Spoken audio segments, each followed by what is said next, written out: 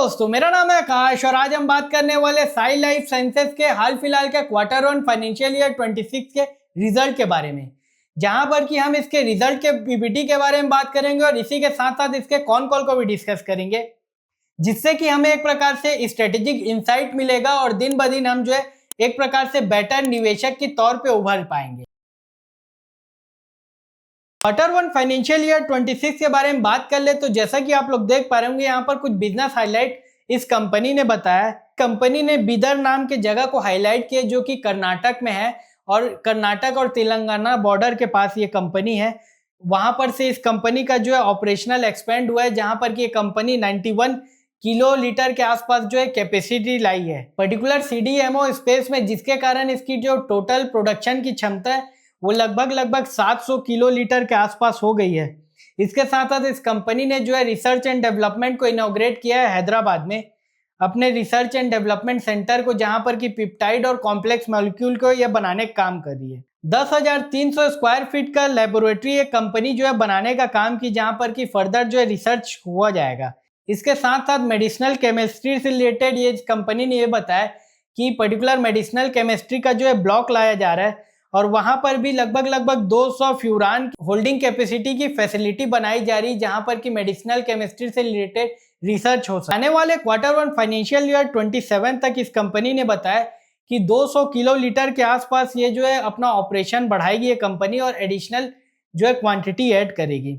और हाल फिलहाल के समय में इस कंपनी ने जो है 253 साइंटिस्ट ऑन बोर्ड किए, इसके साथ सपोर्टिंग स्टाफ, जिसके कारण कि इस कंपनी के जो रिसर्च एंड डेवलपमेंट वर्टिकल है वहां पर ग्रोथ देखी जा सकती है और इस कंपनी को ग्रेट प्लेस टू वर्क का दर्जा भी मिला है। तो यहाँ पर अब हम इस कंपनी के कंसोलिडेटेड फाइनेंशियल हाइलाइट्स के बारे में बात कर लेते हैं, जो कि एक प्रकार से बहुत इंपॉर्टेंट हो जाता है। तो यहाँ पर आप लोग रिवेन्यू को देख पा रहे होंगे ईयर ऑन ईयर, यानी कि क्वार्टर वन फाइनेंशियल ईयर 25 से 26 को कंपेयर करके दिखाया गया है और इसे हमने रेड कलर के सर्कल से डिनोट किया, जहां पर कि लगभग रिवेन्यू में 77% का जंप आ चुका है। इसके साथ हम मार्जिन के बारे में बात कर ले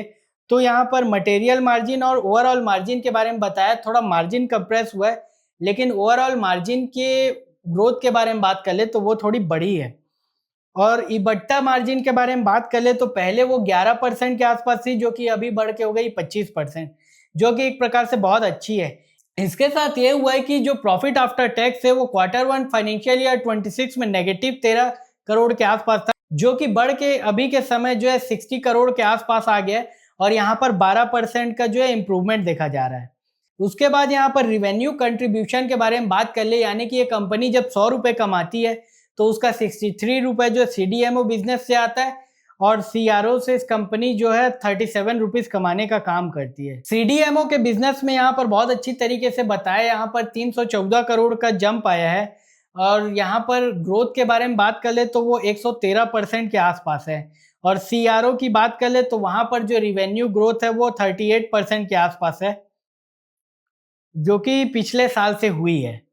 इबट्टा मार्जिन की बात कर ले तो उसको भी हमने बताया, वो एक्सपेंड किया, प्रॉफिट भी बढ़ा है और इसके साथ साथ कंपनी ने कुछ पैसा लगभग 138 करोड़ के आसपास इस क्वार्टर में जो है इन्वेस्ट किया है फैसिलिटी को ऐड करने के लिए। यहाँ पर फिर आप देख पा रहे होंगे सस्टेन ग्रोथ मोमेंटम और एक्सपेंडिंग प्रॉफिटेबिलिटी वाले चार्ट में हर ईयर ऑन ईयर और फाइनेंशियल ईयर में इस कंपनी का जो है रिवेन्यू बढ़ता ही जा रहा है।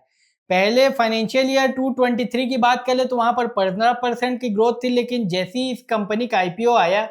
और इसको प्री आईपीओ के बारे में बताया गया, वहां पर 20% था और पोस्ट आईपीओ वहां पर 25% की ग्रोथ देखी जा रही है। क्वार्टर ऑन क्वार्टर जो है 11% से 25% ग्रोथ बढ़ी है, जिसके कारण इस कंपनी का जो प्रॉफिटेबल एक्सपेंशन हो रहा है वहां पर स्केलेबिलिटी भी आती जा रही है। दो एरो को हमने और इंपॉर्टेंट जगह डिनोट किया है, जहां पर कि आप लोग देख पा रहे होंगे ये कंपनी जो है पोजीशन है 15 से 20% रिवेन्यू ग्रोथ के लिए लगभग आने वाले 3 से 5 साल के लिए। और इबट्टा मार्जिन की बात कर ले तो ये कंपनी जो हाईलाइट करी है 28 से 30% का मार्जिन ये एक्सपेक्ट किया जा सकता है इस पर्टिकुलर कंपनी के द्वारा, जो कि एक प्रकार से बहुत अच्छी गाइडेंस है इस पर्टिकुलर कंपनी के द्वारा,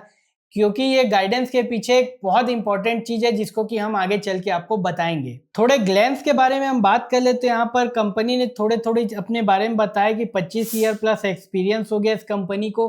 300 प्लस ग्लोबल क्लाइंट के साथ ये काम करते और 25 टॉप कंपनी के बारे में बात कर ले, यानी कि इनोवेटर कंपनी, उसमें 18 के साथ ये कंपनी जो है काम कर रही है। टोटल कैपेसिटी 700 किलो डेल्टन के आसपास है। की हाइलाइट्स में देखें तो यहाँ पर हमने बहुत इंपॉर्टेंट चीज़ों को हाईलाइट किया, जैसे कि आप लोग देख पा रहे होंगे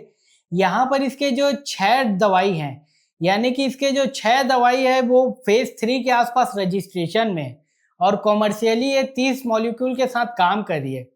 तो ये जो फेज 3 में जो 6 ड्रग हैं इसके पेटेंट जैसी फाइल होंगे और ये कॉमर्शियल एक्सपेंशन करेगी, तो यही एक वर्टिकल ऐसा हो जाता है जिसके कारण की कंपनी जो है मार्जिन और रिवेन्यू का गाइडेंस इतना जबरदस्त दे पा रही है। और हाल फिलहाल के बारे में बात कर ले तो इस कंपनी का 5 मॉलिक्यूल जो है डिस्कवरी टू मार्केट के आसपास खड़ा हुआ है। तो ये एक प्रकार से इंपॉर्टेंट चीज हो जाती है इस कंपनी को जज करने के लिए। ज्योग्राफिकल प्रेजेंस के बारे में बताया गया इस पर्टिकुलर कंपनी के, जो कि हैदराबाद में इस कंपनी का रिसर्च एंड डेवलपमेंट सेंटर है, इसके साथ साथ बद्री में है और मैनचेस्टर और बॉस्टन में भी इस कंपनी का ऑपरेशन चल रहा है। यहाँ पर हमने थोड़े ही समय पहले एक इम्पॉर्टेंट फेज 3 के बारे में बात किया। यहाँ पर बहुत अच्छी तरीके से बताया गया है कि दवाई कैसे कैसे मूव करती है।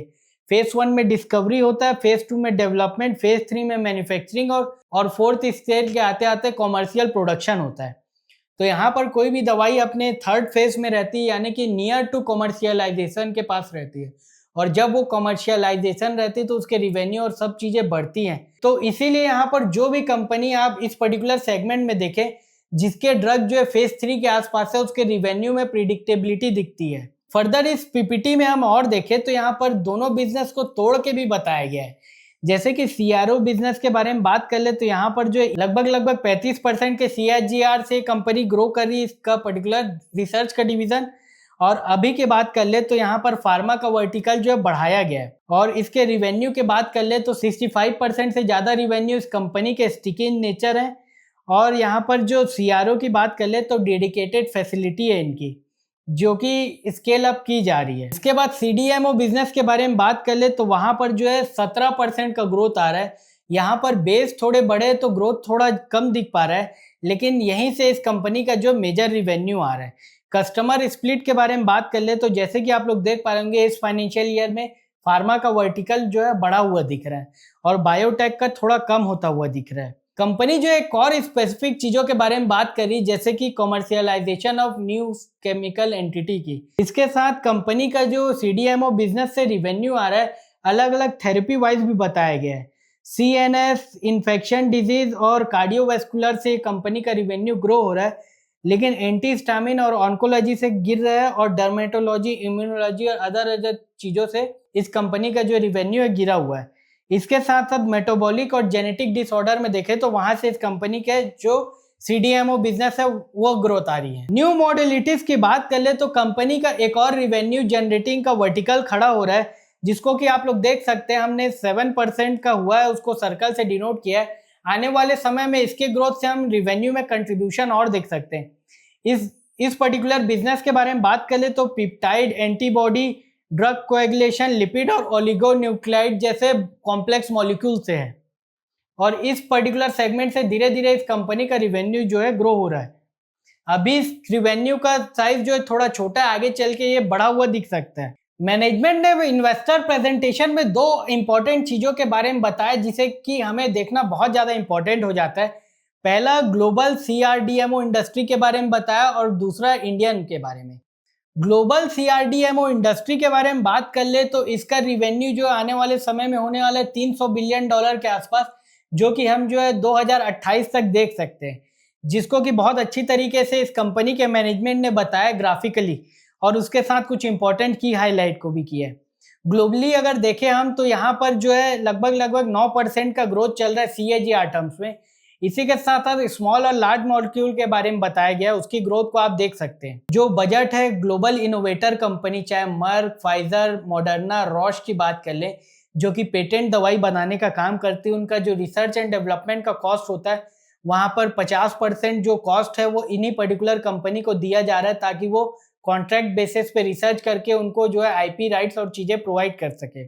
जिसके कारण कि ये जो कंपनी है साई लाइफ साइंसेस और प्रकार की जो कि इस पर्टिकुलर कैटेगरी में काम करती है, उनकी ग्रोथ वहां से आ रही है।